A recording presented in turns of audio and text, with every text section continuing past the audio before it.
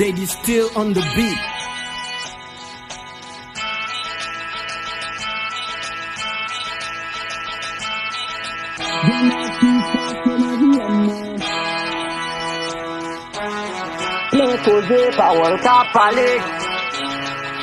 Check. En dans DM c'est là tout le monde qui a témoigné.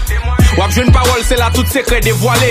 Wap jeune message DJ, footballeur, quelques granatistes. En dans DM c'est Kai Bloodet, c'est là toute tactique déployée. Wap fait bandit d'ailleurs mais dans DM moun ou sensible. Wap jeune 2-3 nèg yo bloqué cause yo pas respecté principe. Wap jeune quelques femmes l'autre bord k'ap marché by blood de l'espoir. Wap jeune yon nèg captain yo gagné parce qu'elle pas j'aime recevoir.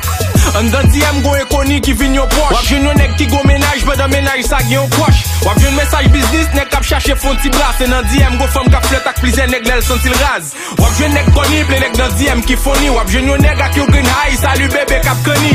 Avant de répondre texte ou là sou pas jou les tidios. So sou elle li pas répondre ça veut dire chercher mes pieds.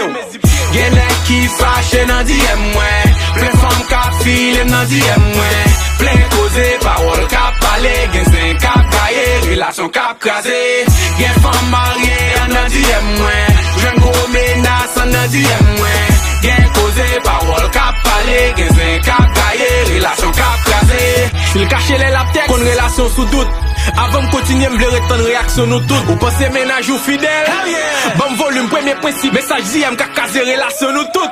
Li ka bon photo, mais puis go prendre pour poster. Carrément bon dans DM sous page li bon ménage li poster. Réseaux sociaux c'est pas un petit bagay. Gen nèg qui riche seul pas gon goût dans DM, c'est pas des trois menti k'ap bay.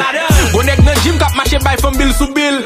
Gon femme fidèle k'ap lote garçon pile sous pile. Gen nèg k'ap écrit femme mais prêt pour le kembo protocole. Gen vagabond k'ap offrir femme l'argent pour le voyer protocole. Yo DM k'ap fori mais en même temps tout le dangereux. Gen femme k'ap prêt pour l'exposer, le fait propre message ou enterré ou. Sous son figue public yo screenshot ka détruit image ou. Dans DM wap jeune message zamou ka file bon ménage ou.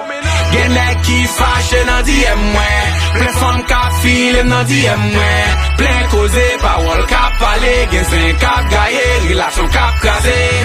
Gen femme mariée dans DM moi. Jeune gros menace dans DM moi.